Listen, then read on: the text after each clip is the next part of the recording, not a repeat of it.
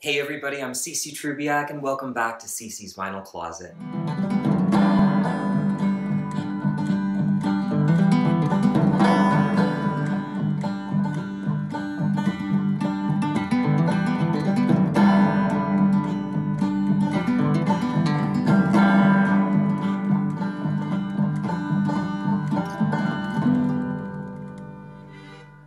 Today we're diving right into episode 8, chapter 8 of the Honky Tonk Angel Bible. Last episode laid the foundation for the beginning stages of Dolly's career, but this episode we're going to be focusing specifically on 23 albums that Dolly Parton recorded between 1970 and 1975. And in particular, I'm going to be focusing on her songwriting because, as we all know, Dolly Parton is a prolific songwriter. So let's not waste any time and let's get right into the heart and soul of this chapter. 23 albums in the span of 5 years. This was a combination of albums recorded with Porter Wagoner and solo efforts. And I cannot believe how many albums there was to listen to. That's why I almost had to make a whole new chapter for Dolly, because to focus on these albums, you cannot just glaze over them. You have to dive deep, and they're beautiful albums. Dolly was writing songs even as a child, and through the years has written some of the most recognizable hits of country music. Dolly may be a country artist, but her music has strong elements of folk. Many of her songs are based on her upbringing in humble mountain surroundings and reflect her family's Christian background.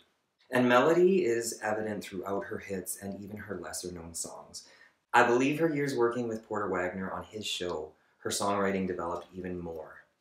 Dolly's real strength as a lyricist, in my opinion, lies in her attention to details, and in her poetic imagery, and in an unwavering realism. For example, the way she describes My Tennessee Mountain Home. The lyrics in that song describe a picture almost the way any artist would in a storybook or on a painting. And in listening to a lot of these songs from this particular period, she's reflecting a lot on her childhood and her upbringing. And I can't say enough just how touching and poetic it is. And it makes me really appreciate how she was raised and how it developed her as a person and as a businesswoman and as an artist and as a superstar. So just what are Dolly Parton's most recognizable hit songs that she wrote? I've got 4 that come to mind that stand out for me as some of the best country music songs of all time, and Dolly Parton wrote them. The first one that comes to mind is Coat of Many Colors. This was off her 1974 album, a solo album. This contains some of the most beautiful recordings of Dolly's solo work, so I highly recommend this album. And some of her finest work is when she's reflecting on her childhood and telling those stories, sharing her memories with us. And one of my most favorite lines that I think of often in my everyday life that I do believe Dolly has taught me as a value is, "One is only poor, only if they choose to be." Isn't that one of the most beautiful lines? Because it's true. Dolly really taught me a lot with that song because it's how we choose to see life. It's what we make it. It's how we dream it. Coat of Many Colors is a beautiful song. Probably one of my favorites of all time by her. And who doesn't remember this song about the red-headed woman who was trying to get Dolly Parton's man? Jolene, Jolene, Jolene, Jolene, I'm begging of you, please don't take my man. Moving on the very same album in 1974, I Will Always Love You. Now I know that this was originally written as a farewell to Porter Wagoner. We all might know that story. It was re-released again on the Best Little Whorehouse in Texas soundtrack in the 80s. And of course, who doesn't know about Whitney Houston's version? Her version spent a then record-breaking 14 weeks at #1, and Dolly Parton has always been grateful for Whitney Houston and how she drew millions of people in. In fact, for years, a lot of people didn't even know that that song was written by Dolly Parton. People needed to be woke up. The other really cool thing about the song I Will Always Love You is that when the 1974 version of Dolly's reached #1, Elvis Presley indicated that he wanted to record a cover. And I do remember this from her autobiography. Dolly was interested, and she was really excited. I mean, who wouldn't be Elvis Presley, the king? I mean, that'd be a sure way to make it a classic hit. Dolly was only interested until she learned that Presley's manager, Colonel Tom Parker, told her that it was a standard procedure for the songwriter to sign over half the publishing rights to any song that Elvis recorded. And Dolly refused. Dolly did it right! And the final Dolly Parton hit song that I really want to bring up is Working 9 to 5, what a living, barely getting by. It's all taking and no giving. You get the point. It is a hit song. It is one of the most iconic pop songs of the 80s. Dolly does things right. So these hit songs aside, what are some of your favorite Dolly Parton hit songs? I want to know. To simplify the task of sharing with you guys what my favorite Dolly Parton songs are, I'm just going to pop up a screen and a picture that will put down as many of the songs that I love by Dolly Parton and the ones that she wrote. So you're going to see maybe some familiar hit songs on there, but I'm going to really try to focus on these rarities that I think are just so beautiful. So be sure to check that out. And right now I'm just going to focus on 3 specifically that I think are Dolly Parton's best songs ever. The last one to touch me is one of my favorite love songs that Dolly Parton has ever written, and I can put that on the record. I want you to be the first, the last, the only one to touch me. Porter Wagoner used to tell Dolly Parton that she did her most finest songwriting when she was writing love songs. Yes, he loved the songs that were about home, about Mama's black kettle, Daddy's working boots, but he always encouraged her to write love songs. And I love that song mostly because it's one of the fewest songs out there that is about true devotion. That love and devotion that's so deep and profound for your loved one. It's the kind of love that you want to see them on the other side. It's a love for the ages. And I believe Dolly Parton has known that kind of love, and which is why she's able to write about it so eloquently and so beautifully. I love singing that song. My next favorite Dolly Parton song comes off of her 1998 album, Hungry Again. Often an overlooked album of hers, but it's a song called Paradise Road. Paradise is a state of mind. The sun shines warm and all the time, and the rain don't flow, and the wind don't blow on Paradise Road. To sum up, what I think touches me most about that song is that I believe, a lot like Dolly, I used my imagination growing up. It's probably a lot of Dolly's influence, because like I said, I was listening to these songs, 1998. I had this album. I was just a young guy, and I was soaking in a lot of this music in that way. And yeah, I do believe that growing up in my own life, I think a lot of the way that I got by was using my imagination to dream of what was beyond the struggle that I was in. So Paradise Road is a song I can really endorse, and I love to play it. So thank you, Dolly, for Paradise Road.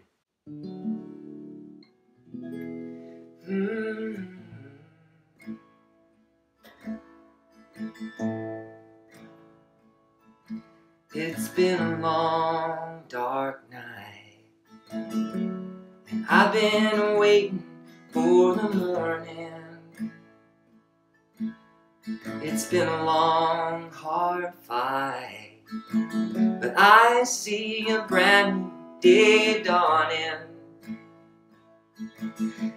Wow, okay, the last song that I really want to mention is one of my favorites that Dolly wrote, is a song called Light of a Clear Blue Morning. I believe it came off of her 1977 album, New Harvest First Gathering, but that was not the first version of it I ever heard. I'm going to take a real quick moment to try to make a very personal story of mine short and sweet. It's one that I just want to use to emphasize just how meaningful Dolly Parton's songwriting has been for my life and how just present it has been in my life. And I know there are other people out there like me that feel this way. But so to take you guys back, the year was, I think, 1992. Is that when Straight Talk came out, the movie with Dolly Parton? It's a really fun movie. At that time, I would have been 12 years old. I was a really depressed kid. Let's just put it this way. I was very repressed. I mean, I knew I was different. I didn't feel like I belonged, and I had no way of sharing that. And I had such little belief in myself in that time. So despite the fact that Dolly Parton was present and I was loving the music as a kid, I think that there was a lot of growing up that I needed to do. At that time, I was watching a lot of CMT, and that video for Light of a Clear Blue Morning came on, and wouldn't you know it, I was so far gone in my hopelessness and my loss of purpose. I just didn't even feel like as a kid that I had a sense of safety in the world, and no one around me knew, from teachers to parents to friends. That just goes to show how scared I was, right? Anyways, so this song, Light of a Clear Blue Morning, which is so profound to me today, I was listening to it and watching the film, the video, and everything, and it was going over my head. It was like I was very lost. And sure enough, I did attempt suicide.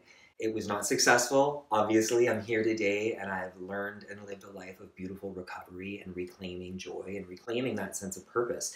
But it took me a few years later to realize that once I heard that song again, Light of a Clear Blue Morning, it took on such a new meaning to me, and I realized all along Dolly Parton was there with me. So the words and the lyrics behind it, I just think, are with me forever.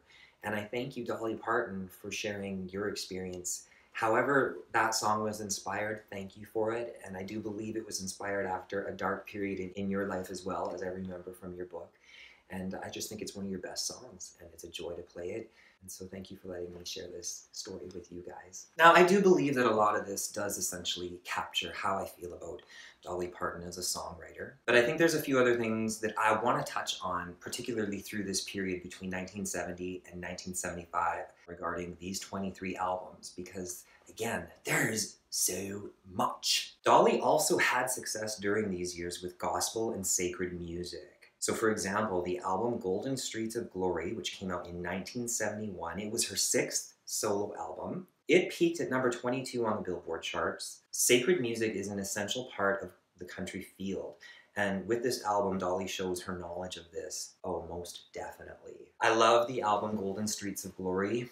Her voice is so sincere. Dolly Parton, God, thank you so much for this album, your sacred music. The other album that I do believe falls in with gospel and sacred music is her concept album, My Tennessee Mountain Home from 1973. This is a beautiful album. This album is very autobiographical. Dolly Parton writes stories about her childhood, her upbringing. All of the songs on it are beautiful. I think as a concept album, it's unique. My Tennessee Mountain Home is probably in my top 3 albums of all time by Dolly Parton. Yes! Oh my gosh, before I forget, I need to also mention Pete Drake is very present on a lot of Dolly Parton's albums and the ones with Porter. This album here, for example, A Real Live Dolly, this is such a good album. His pedal steel guitar can be heard all over these albums. Okay, so just allow me to play a little snippet here of Pete Drake getting some love from Dolly on this album. He's a star. She's a mighty famous train full of flesh getting gone, Pete Drake.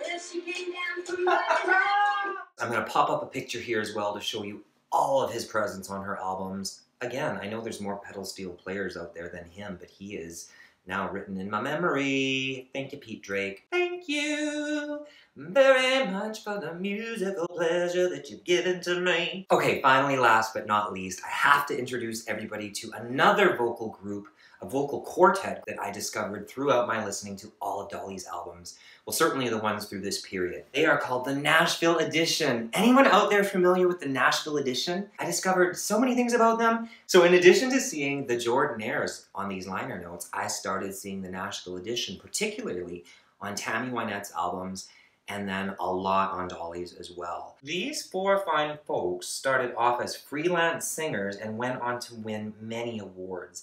They performed on more than 10,000 recording sessions with many major artists like Elvis Presley. I'm also seeing Tammy Wynette, Tanya Tucker, Dolly Parton. They often performed on the Hee Haw Show. Golly, am I ever impressed by the Nashville Edition. So I had to make sure that I did something to pay homage to them, so I'm also going to put up that list that has their songs, where you can find them spread out through Dolly's career.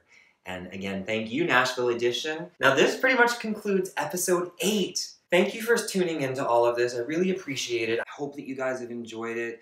If you have, hit subscribe, hit like, share this amongst your friends, and stay tuned for next week's episode. And until then, take care, y'all!